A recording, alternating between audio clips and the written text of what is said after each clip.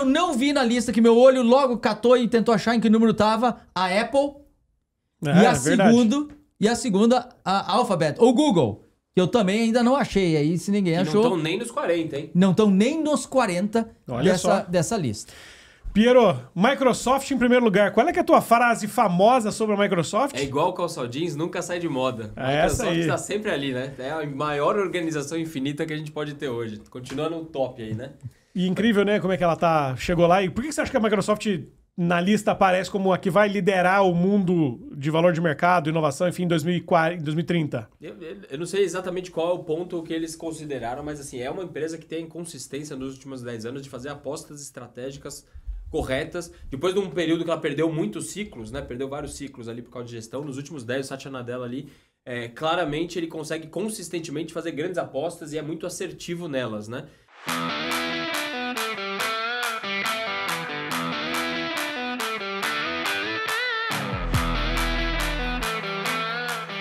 Olá, seja bem-vindo a mais um episódio do podcast Organizações Infinitas, esse espaço que a gente tenta descomplicar aquilo que é confuso hoje no mundo, com tanta inovação, tecnologia e mudança nos mercados globais. Estamos aqui hoje com o nosso grande especialista do varejo e de China, Fábio Neto. Olá, pessoal, tudo bem? O nosso grande especialista em liderança, otimismo e organização corporativa. E aí? E o nosso mestre da tecnologia, da inteligência artificial, Cristiano Crua. Valeu. Muito bem, pessoal, olha só, hoje a gente está aqui para falar sobre inovação, uma inovação de um jeito que talvez você ainda não tenha percebido. Olhando um pouco para o futuro sobre o que a gente tem hoje, Cristiano Cruz separou aqui um relatório sobre as 40 fantásticas. Cristiano Cruz, o que é isso? Não tem aquele filme dos Quatro Fantásticos? Fantastic Four. Então... Tem nenhuma referência aqui não, né? Não, de repente. E aí os caras fizeram um trabalho, olha só a analogia boa, mas os caras fizeram um estudo que sempre vai ser polêmico, mas eles pegaram assim, hoje em 2025, quais são as companhias de muito destaque aí, que combinam crescimento, combinam valor de mercado, liderança nos seus mercados, e eles extrapolaram isso de 2025 para 2030 e fizeram a lista das 40 fantásticas. O que seriam as 40 companhias aí e que até 2030 vão estar dando as cartas e adiante aí nos seus mercados. E é muito interessante analisar aí porque das empresas. Nós tentarmos juntos aqui achar alguma empresa que poderia estar na lista, mas não está. Pode especular isso. E por que algumas empresas estão na lista aí, talvez se confirmando, seguindo seu sucesso, e outras talvez que a gente nunca tenha ouvido falar ou não estão tão na moda aí, que poderia ser interessante a gente debater, né, Ju? Muito bem, antes de eu te mostrar aqui, começar a exibir a lista pra gente debater sobre ela, inscreva-se aqui no canal, Entre Linhas, comente. E cada vez que aparecer uma empresa aqui na tela, escreve aqui por que você sentiu falta dela na lista ou por que ela não apareceu, obviamente, na lista. Vamos lá! Bora. Piero Franceschi vai ser o nosso primeiro comentarista da lista. Bota a lista na tela aí. Vamos dar uma olhada na lista aqui, descer, subir aqui. Acho que aí o Cristiano Cruz, que já estudou... Assim, a ideia dessa lista é que são as empresas mais inovadoras ou que esse instituto acredita que são as mais inovadoras nos próximos 5 anos, certo? Isso, que estão alavancadas muito também em tecnologia e inteligência artificial. E olha só como a lista, ela supostamente é para ser simples. 2 colunas de 20 empresas, ali está o ranking que eles colocaram, está o nome da empresa e está o valor de mercado especulado em 2030. Então, na primeira está a Microsoft e eles especulam um valor de 5,7 trilhões de dólares. A Microsoft passou agora os 4 trilhões, então eles estão pensando em um crescimento de quase 50% no valor de mercado da Microsoft aí nos próximos 5 anos. Depois segue a Nvidia, depois Bitcoin aí, que talvez não estava na grande agenda, Amazon e Meta. Entre essas 5 aí a gente vê as mais tradicionais, né? E seguimos aí, TSMC, que faz os chips, a Tesla, Broadcom também, que faz muita tecnologia, OpenAI, a primeira aí da nova geração das empresas de inteligência artificial. Bem startup ainda, isso vale empresa de mercado e empresa privada também. Nem todas são negociadas em bolsa aí. Quanta coisa interessante. Posso passar os olhos e dizer 2 que eu não enxerguei? Boa. Pode. Depois vamos fazer um corte aí nos 10 pra gente comentar 2 coisas que estão aí. Mas aí, o que você não viu na lista? Os 10 primeiros aí. Quem faltou? Quem eu não vi na lista, que meu olho logo catou e tentou achar em que número tava, a Apple. E a segunda, a Alphabet, ou Google, que eu também ainda não achei. Aí, se ninguém Que achou... não estão nem nos 40, hein? Não estão nem nos 40 Olha só. dessa lista. Piero, Microsoft em primeiro lugar. Qual é que é a tua frase famosa sobre a Microsoft? É igual o calça jeans, nunca sai de moda. A É essa Microsoft aí. está sempre ali, né? É a maior organização infinita que a gente pode ter hoje. Continua no top aí, né? E incrível, né? Como é que ela chegou lá. E por que você acha que a Microsoft na lista aparece como a que vai liderar o mundo de valor de mercado, inovação, enfim, em 2030? Eu não sei exatamente qual é o ponto que eles consideraram, mas assim, é uma empresa que tem consistência nos últimos 10 anos de fazer apostas estratégicas corretas. Depois de um período que ela perdeu muitos ciclos, né? Perdeu vários ciclos ali por causa de gestão. Nos últimos 10, o Satya Nadella ali, claramente ele consegue consistentemente fazer grandes apostas e é muito assertivo nelas, né? Então acho que tá mais uma aposta, inclusive, na liderança aqui, que é uma aposta na capacidade da empresa pegar os ciclos e dominar, do que especificamente numa indústria, né? Obviamente que o E tá embarcado em tudo, mas... Eu acho que a Microsoft ainda é uma daquelas empresas difíceis de apostar contra, né? É isso. Porque a gente falava muito do Elon Musk, porque ela vem se redesenhando, renovando. Às vezes eu sinto uma coisa, ó. Nesse mundo de IA, todo mundo gosta de falar do Copilot da Microsoft no ambiente corporativo. Excel, PowerPoint, Word... Mas não é isso, eu acho. Eu acho que a Microsoft vai ter muito desafio ainda de sustentar isso como ferramenta nas companhias. Mas tem uma verdade por trás disso. Essas ferramentas tendem a ficar realmente incríveis quando você coloca o seu contexto de trabalho. E a única companhia que tem hoje capacidade de estar dentro dos contextos de trabalho, não dos sistemas de gestão corporativos e tal, mas do trabalho, das planilhas, dos editores, dos documentos, das intranets, é a Microsoft. Então, se a Microsoft segurar esse crescimento com o Copilot, ele vai ser capaz de utilizar todo esse conhecimento tácito que tem na empresa. E isso pode estar escondido dentro desses trilhões Qual a aí. tua aposta, Júnior? Não, o que me chamou a atenção mais é o seguinte, que eu até queria puxar o Fábio aqui para a conversa, que é o seguinte, nas 10 primeiras ali, tem 3 que são especificamente de infraestrutura, né? Oracle, a Broadcom e a TSMC. As 3 são de infraestrutura de tecnologia. Total. Significa que vai ter muito dinheiro para quem suportar a inteligência artificial, como vocês falaram, né, Fábio? NVIDIA, né? Um pouco. Da NVIDIA também, é óbvio. São 4 de 10 aí que a gente chama os vendedores de pá dessa corrida, né? Eu acho que a gente sempre discute muito o Vale, quem vai dominar, são os donos do hardware, são os donos do software, né? São aqueles que têm um consumidor ou aqueles que têm a estrutura para aquele que precisa do consumidor. E a gente vê que existe um equilíbrio sempre muito grande, né? A dicotomia entre Apple e Microsoft, um focado em hardware, outro muito em software. E a gente vê aqui que essa está bem distribuída. Você tem um Bitcoin ali meio fora vamos dizer assim, daquelas que a gente tanto fala e lê, mas as demais...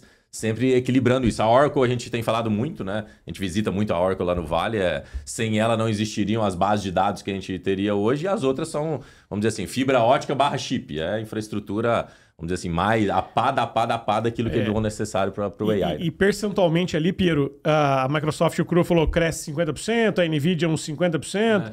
Vou pular a Bitcoin ali, mas a Amazon cresce quase 100%. A Meta cresce 150% em relação a hoje, né? A TSMC vale 1,5%, quase 100%. Tesla cresce 250%. Ali tem uns crescimentos... A OpenAI, que hoje dizem que está avaliada em 400 bilhões, cresce 4 vezes. Então é muito crescimento nas empresas de infraestrutura nesse período. Oracle hoje vale 700, cresce o dobro. Então imagina quanto que tem de dinheiro para ser investido para que a Microsoft consiga fazer os Copilot da vida funcionar, né? Meio que a base para aquilo lá funcionar. Então, na prática, a hora que você assume que a Microsoft está fazendo isso, ela vai ter que ter a base para outra coisa. As duas indústrias crescem junto. Agora, pegando o ponto das que faltam, né? Acho que o que é talvez o ponto de atenção é a hora que você não tem a Apple aí, você não tem o Google, a Alphabet, você está assumindo que tem modelos de negócio que eles vão deixar de ser relevantes, né? Não quer dizer que elas vão sumir e vão quebrar. Até porque a gente já aprendeu com a história que essas empresas descem de forma lenta, né? Não é que elas somem de um dia para o outro, mas assume-se que o modelo talvez baseado em iPhones, iPads e tudo mais, que é grande parte da receita, é um modelo que perde a relevância. E alguém vai vencer essa briga aqui. Talvez a Meta aqui tenha uma aposta, né? Porque tem aquela questão dos óculos. Então, talvez tenha apostas da Microsoft, talvez por consoles e outras coisas, mas assume-se que, por exemplo, a briga do hardware, que é essa que está na nossa mão, ela perde relevância. A lista, inclusive, não tem mais Samsung, que é uma das Só tem a Xiaomi, né? Que é a fabricante mas que fabrica até carro, né? Fabrica um monte de coisa, fabrica até carro. Então, assume-se que, por exemplo, esse hardware, do jeito que a gente conhece, perde muita relevância. E o segundo, que é o Google, né, saindo daqui, a Alphabet, assume-se que esse modelo meio de search, click, like, page aqui, que é um modelo meio antigo, é um modelo que também perde muita relevância, porque 70% da receita do Google é essa, né? Deve ser essa especulação, mas o que eu falei da Microsoft, de ela ter força no mundo IA por causa dos dados de escritório, dado mais tácito, não tá na tabela, valeria para a Oracle para os dados estruturados. Total. Então, para os dados não estruturados, talvez a Microsoft anda nos escritórios e a Oracle é a dona dos grandes bancos de dados do universo. Então, isso pode ser o insumo do novo negócio. A Meta apostando demais em IA, vocês viram ele contratando engenheiros de IA, Sim. novos talentos por centenas de milhões. E, puxa, é interessante e é muito especulativo, claro. Vamos salvar aqui para daqui 5 anos a gente dar uma olhadinha, mas dá para nos desafiar a refletir sobre. Mas olha só, acho que tem, de um lado, o Júnior fez a provocação da infraestrutura, quando a gente pensa assim, chip, fibra ótica, computador e tal. Mas o que o AI precisa é de informação e interação, né? O tempo todo tem interação. Então, quando você pega as grandes máquinas de atenção que a gente fala, talvez a Microsoft, que esse papo do escritório, tudo que a gente usou hoje desde a hora que a gente acordou, foi encostando em alguma coisa da Microsoft, fizemos algum call e tal. Quando você pega a Amazon, Meta, Tesla, quando você pega Netflix, né? Netflix é uma plataforma de filmes, está aqui como, né, entre as top 13, né? Quando você pega Spotify, Shopify, Mercado Livre, ou seja, vários dos e-commerces aqui, porque de fato o AI vai precisar de interação o tempo todo. O que alimenta esses mecanismos, essas máquinas de AI, são essas empresas que dominam a atenção e as conversas, né? Mas vamos descer então do 11 à 20ª posição ali, da 11ª à 20ª, só pra gente olhar o que vem depois. E olha, Piero, é curioso, né? Ali em cima tá tudo meio ligado a IA e infraestrutura. Aqui pra baixo a gente já tem exploração espacial, filme, chip. A gente tem o TikTok ali com a ByteDance. Né? Tem Palantir, que é segurança, né? Segurança. Tem a Stripe com fintech. Pagamento. E ali pra baixo já tá meio bagunçado aqui, O legal né? dessa lista como um todo, se você puder tirar o zoom, assim, você começa a ver umas apostas setoriais, né? Então, assim, essas aqui você vê que segurança, vai ser um tema chave, que talvez seja relevante e vai começar a crescer cada vez mais, né? Você vê aqui, exploração espacial, que é outro tema que a gente vê crescendo. Você vai para outro lado ali, por exemplo, o Intuitive é uma empresa de robótica para cirurgia médica. Então, assume-se que o setor médico vai ter uma intervenção robótica. Você desce ali, por exemplo, a Vernova, GE, é energia sustentável, descarbonização. Apple Ovin, marketing, engajamento e plataformas de marketing digital, né? CrowdStrike é cibersegurança. Então você vai descendo, ATL é bateria de íon lítio para carros e outras coisas. Então você vê que tem umas apostas setoriais, que assim, setores grandes da economia que estão fazendo aposta em um player. Saúde, energia, né? segurança. Saúde, energia, segurança. Então assim, você tem apostas de setores que a gente vê que são setores emergentes, né? Daqui tem várias. Me chama a atenção o Ethereum, porque estava Bitcoin lá em cima, que é o mundo das criptos e das plataformas e blockchains e tudo mais. Só lembrando que o valor que tá ali é o valor do volume total de Bitcoin, de Ethereum que existe no mundo, né? Por isso que ele traz como um market cap, assim, o quanto que tem de dinheiro aí. Tá bem. Tem a SML, que é a empresa que faz as máquinas para fazer os chips lá de cima. A ServiceNow é uma empresa de serviço, suporte, que está tentando andar para call center, mas é isso. Essa Palantir é uma das empresas mais estranhas que existem. Porque é ela que provê a IA para os governos de segurança, FBI, CIA. É uma das empresas mais estranhas. Mais desconhecidas e crescentes que existem. Então, dá nesse viés. Várias indústrias estão desenhadas aqui. Talvez até foi um pouco intencional deles separar em algumas indústrias.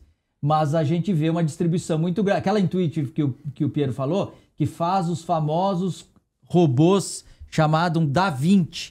Que faz cirurgia robótica. Há muitos anos. Deve ter já, eu não sei, milhares dessas máquinas. Aqui no Brasil tem, o Einstein tem, o Sírio tem aqui em São Paulo. E essas máquinas estão se incorporando mais e mais IA dentro delas.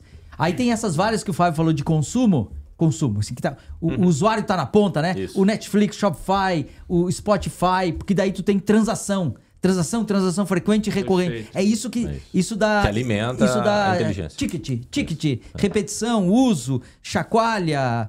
Tá no trem, tá no ônibus, tá no barco, né? Isso tudo cria o input da informação do agora, que deve retroalimentar tudo que tá aí. É um novo ecossistema de negócios, né? Se você esquecer as empresas e ver a ligação entre elas, você vê muita coisa, né? Então você fala assim, eu tenho uma economia de atenção, que a gente já falou em outros episódios, claramente aqui um jeito de comprar diferente. Você tem ByteDance, Mercado Livre, você tem Revolut no sistema financeiro, Alibaba. Então você tem uma forma nova de engajar as pessoas e virar compra. Só que isso aqui tá powered by AI e toda a infra, né? Isso você tem. Agora, na hora que você tem essa infra toda, você tem outros mercados que também se abastecem disso. Então, você tem a robótica, exploração espacial, você tem cibersegurança. Então, de alguma forma, quando a gente está olhando isso aqui, se você afastar meio impressionistamente, você vai falar assim, cara, qual é o novo ecossistema de negócio do mundo, né? Mais do que a empresa em si. Você, cara, é uma aposta de que o mundo vai rodar mais ou menos dessa forma, né? Mas posso só comentar? Eu acho que eu e o Piero, a gente estava no início do ano em Nova York, a gente foi com um grupo para a NRF, né? Nós visitamos, acho que umas 6 ou 7 Big Techs. Dessas que, sei lá, diria que 70% não estão aqui. E olha só que interessante. Todo lugar que a gente chegava, Cru, alguém falava o seguinte, por exemplo, nós fomos visitar o maior CRM do mundo. E ao nos apresentar, ele falou assim, não somos, vocês nos reconheceram um dia como um CRM, mas nós não somos mais CRM, nós somos um ecossistema de soluções com IA. Aí nós íamos para uma empresa que era um dos maiores meios de pagamento do mundo. Ela virava e falou assim, não somos mais meios de pagamento, somos um ecossistema de negócio com IA. Você ia para a maior de RP do mundo. O que ela fala? Vocês nos reconheceram um dia como RP. Hoje não somos mais RP, somos um ecossistema. Tal. Existe uma comoditização geral das Big Techs que é impressionante. Hoje você diz assim, o que essa Big Tech me entrega de diferenciação? Porque nessa corrida de ser ecossistema e nessa corrida de ser IA, todo mundo precisa falar que faz parte desse jogo. E isso meio que bagunçou todo mundo. Então eu olho para ela assim, mas quais são as fronteiras e a diferenciação de cada uma? Então talvez aqui tenha, na minha visão, um grande espaço para ter mais clareza de posicionamento dessas empresas. Que hoje são todas meio parecidas. Eu fiz uma pesquisa rápida aqui e majoritariamente a lista tem 17 empresas que são majoritariamente B2C e 23 que são majoritariamente B2B. Isso também é interessante, né? Porque a empresa B2B, apesar de gerar muito dinheiro, muito valor, é difícil dela ser percebida. A gente desconhece a empresa que é majoritariamente B2B. E chama atenção aqui essa lista, né? Quantas empresas aqui tem que você está nos assistindo aí e nunca ouviu falar? O Piero, que é um estudioso, conhece App Lovin, CrowdStrike, a CLT, TL, que nunca vi falar, mas o Piero já conhecia essas companhias, mas elas são majoritariamente B2B, né? Interessante isso também, né? Tem muito disso, né? Então é um misto de novo, né? Quando a gente fala da nova economia, é uma nova economia em cima da nova economia, né? É um novo jeito de se encaixar. Historicamente, só para assim, se lembrar, 20 anos atrás, as 10 primeiras, gente, era petróleo, banco e montadora, né?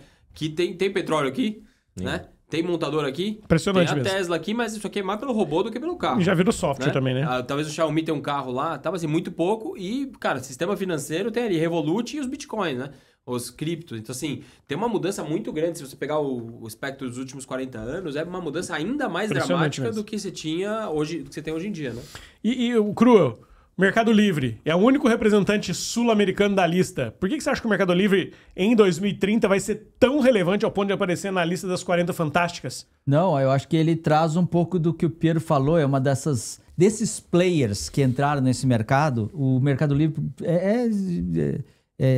de fato merece toda a atenção e o aplauso nosso do que eles tiveram capacidade de fazer. Eu aprendi desde o início que tem uns tipos de negócio aqui que não são digitais. Ele tem essas duas facetas. Ele tem que ser digital e logístico ao mesmo tempo. Ele vive no mundo de verdade e ele também vive no mundo digital. E conseguir combinar essas duas coisas dentro de uma organização parece ser bastante desafiador. A Amazon aparentemente fez isso. Então o Mercado Livre estando nessa lista, eu acho que é um reconhecimento interessante, que ainda tem muito crescimento para fazer, possivelmente aqui na região. Mas eu não sei muito dos planos de expansão do Mercado Livre para fora, porque está apontando ali 300 bilhões de dólares de valuation. Pois né? é. Mas quer ver um fundamento que é muito interessante? O Mercado Livre, há uns anos atrás, 5, 6 anos atrás, anunciou que investia em logística. E a ação dele despencou. Porque as pessoas falam, pô, mas você vai deixar de ser uma máquina de venda, de atenção, para agora ser operação, né? Para que investir tanto em operação? E hoje a gente vê os resultados que ele colheu disso. Acertadamente, se tornou uma das grandes empresas do mundo. Quanto mais as pessoas querem conveniência, e aí é um pouco disso, tirar atrito, tirar conveniência, mais o nome do jogo é logística. Mas às vezes a gente pensa logística, a gente pensa caminhão, estoque e tal, mas mais do que isso é como chegar aos clientes uma forma de entrega diferente, que a inteligência que esses caras têm por trás, tanto o Amazon quanto ele, estando aqui nessa lista, nos trazem de insumos para que os outros também possam beber dessa fonte. Então, para mim, uma diferenciação mais do que a máquina de atenção e de vendas que o Mercado Livre criou é essa capilaridade de chegar no mundo físico onde os humanos estão todos os dias. Agora, vamos falar dos dois que não estão aí, que chamaram a atenção no começo, Apple e Google. Vocês acham que a Apple tá sofrendo uma crise de novidade? Tipo, a Apple foi muito boa durante muito tempo em lançar a cada 3 anos um produto. Você pegar a diferença de idade do iPhone, do iPad, do Apple Watch, do AirPods e do Vision Pro, que esse ainda não se provou, é mais ou menos 3 anos de distância de um produto novo pro outro. Agora já estamos há um tempo aí sem alguma coisa relevante, ainda que o Vision Pro tenha cumprido meio esse prazo de 3, 4 anos, não é uma coisa que chamou a atenção das pessoas. A crise de novidade da Apple, será que pode explicar a falta dela nessa lista aqui? Só um dado importante que você trouxe, né? Eu leio lá os seus entrelinhas e você está sempre trazendo isso aí, né? Obrigado. Falando sobre essa crise, mas ontem eu estava pensando sobre isso. O Vision Pro foi uma questão de marcar território, né? Desde que a gente viu aquele primeiro protótipo, a gente comprou ele na primeira semana lá no Vale. Cabo pendurado, depois na cabeça, foi legal pra caramba. Mas, cara, não tem mínimo cabimento esse negócio aqui seguir quando você vê o mundo desses óculos muito mais amigáveis ao dia a dia. Então, se você pensar que o Vision Pro não deu certo, né? Nenhum de nós aqui talvez esteja escutando tem um. O último produto que deu certo da Apple foi o AirPod, né? Isso. O foninho. Que foi lançado em 2016. Isso. Né? Nós estamos gravando esse podcast aqui em 2025. Ou seja, o ano que vem, agora, final desse ano, completam 10 anos do último produto que a Apple conseguiu ser bem sucedido no mercado. É muito tempo para uma empresa, né, desse calibre da Apple. Eu acho que desde a morte do Steve Jobs ficou essa ideia de que a empresa perdeu a sua alma de criação e tudo, e ela veio uma máquina, uma potência brutal, mas ela veio, talvez o AirPod talvez foi quase uma inovação meio assim, adjacente. Porque ela entra no ecossistema, ela entra e vai, um sucesso fenomenal, né? Mas eu acho que agora, mais do que nunca, o mercado está questionando, colocando em dúvida. Eu acho que se tem companhia que precisa nos próximos 3 anos, então, como você disse, trazer alguma coisa muito incrível, é a Apple. E Piero, ali a gente tá vendo que todo mundo aqui falou, principalmente vocês dois falaram, que quem tem muito dado você dá bem, por causa do mundo da IA. Quem tá no mundo da IA criando os LLMs também vai se dar bem, porque tá ali também. Quem é máquina de atenção também vai se dar bem. O Google tem isso tudo. E por que ele não tá na lista? Talvez essa seja a pergunta do milhão, né? Eu acho que o Google ele tem aquele desafio, o famoso desafio Kodak e Blockbuster, de assim, muita concentração num modelo de negócio. E o incentivo à mudança no momento desse é complexo, né? E aí você começa a testar realmente a cultura da empresa. Porque a hora que ela está num modelo que ela tem 25, 26, não sei quantos anos a Google tem, num modelo de negócio muito bem sucedido, que é clique, né, e posicionamento de página, que todo mundo passou a depender disso. Mas a hora que você vê o Google está sendo atacado, porque o search está indo para o TikTok, a informação está indo para um OpenAI, um ChatGPT. Então você vê que o modelo inteiro está combalido. E você tem um outro modelo que é o YouTube, que, de novo, máquina de atenção, que você tem os TikToks, tem as outras coisas. Então, assim, você tem um modelo que está sendo muito questionado, né? Então, assim, talvez a diferença da Microsoft, por exemplo, ela tem várias unidades de negócio que elas criam mais um portfólio mais aberto e menos dependente, né? E eu acho que essa é a fortaleza da Apple. Eu vou voltar ao ponto, que eu acho que está todo mundo esquecendo, é o fato de que a Apple ela tem 20 e tantos% da renda de receita vindo por serviço. A gente assina esses cloud aqui, não dá para se livrar fácil disso. Tem uma outra parte que é treco, é AirPod, cabo, não sei o que lá. Tem uma outra parte que é hardware, tem uma outra parte que é serviço. Basicamente um terço. A grande história da Apple que todo mundo nega é o seguinte: quando o Steve Jobs volta para a Apple, ele saiu, ele ficou 7 anos sem inovar, só entregando resultado de lado, tirando distração, juntando caixa, para aí sim lançar o primeiro, que foi o iPod, né? E a entrevista da Apple, a realidade sobre o Steve Jobs é, primeiro, muita eficiência operacional para depois entregar inovação. E a entrevista da Apple, ele falava assim: I'm waiting for the next big thing. Eu estou esperando pela próxima grande coisa. Então, se você olhar em retrospecto a história da Apple, ela é um ciclo de muita inovação, precedido por um ciclo de eficiência operacional, juntando para uma grande inovação. Então, minha visão é a seguinte: tá muito aberto o campo, tem muita frente. Um não sabe se é o óculos, se é o AI, se é a plataforma, se é não sei o que lá. Eu acho que a Apple, com seus quase 100 bilhões de dólares em caixa, tá esperando incubar o que ela vai fazer. Porque já falando do carro, já falando do óculos, já falando do AI, eu acho que ela tá se atrapalhando, mas eu acho que é mais pressão do mercado do que a necessidade realmente dela se reinventar agora.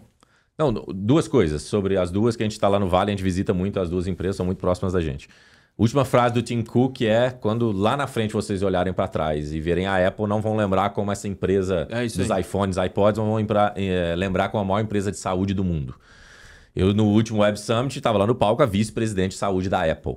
né? Ou seja, uma empresa que já endereçou para onde ela quer ir e tudo que ela, em tese, vende hoje é para que, de alguma forma, capture dados, né, do corpo humano para quem sabe ser a grande empresa de saúde. Então, talvez tenha aí uma pista de um AI aqui, um negócio mais biotech, AI doctor, né, que eles alguma coisa chamando. assim. Saúde, talvez a grande economia do futuro, já é a maior economia americana, no Brasil vem ganhando espaço, talvez ela consiga dominar esse caminho. E por último, acho o lance do Google, eu lembro na, sei lá, penúltima visita que a gente teve no Google, a grande pergunta lá que a gente fez foi, putz, por que o Google perdeu o bonde do AI, né? E é interessante que a diretora lá que sempre nos recebe falou assim, Fábio, estava aqui dentro, a decisão, passou por várias vezes na nossa mesa a decisão de falar, vamos lançar ou não vamos, vamos ou não vamos, vamos ou não vamos. Que era o lance da galera da OpenAI e tal, que saiu, o Cru conhece essa história muito melhor do que eu. E por conta de e aí palavras dela, né? Por um medo de reputação, por um medo de como aquilo deveria se lidar, acabaram segurando um pouco a onda. E aí veio o ChatGPT e aí pronto, virou sinônimo de AI, não tinha mais como correr atrás. Lançaram o Bard lá atrás, depois virou Gemini. Mudou o nome 3 vezes, né? Ele mudou o nome várias vezes. Aqui talvez esteja um ensinamento que é essas empresas já dão tanto dinheiro trimestralmente que hoje a decisão é muito mais pelo medo de não perder do que de fato de criar uma nova fronteira. Porque ela tem tanto a perder se ela erra numa decisão dessa, né? Dos seus acionistas e tal, e aí acabam se acovardando, não sei se essa é a melhor palavra, mas nesse processo decisório dessa fronteira da inovação. Sim, essa cautela é interessante, ó. Vamos olhar as duas então. Eu acho o Google... Acho que eu poderia arriscar dizer que o Google deve ser a empresa que mais conhece a tecnologia de IA, de inteligência artificial. Eu acho que é o Google. Mas tem uma diferença enorme entre conhecer tecnologia e criar produtos. Total. Assim, então, a tecnologia versus, né, assim, produtizar uma coisa, eu acho que e talvez aí que o Google entrou em...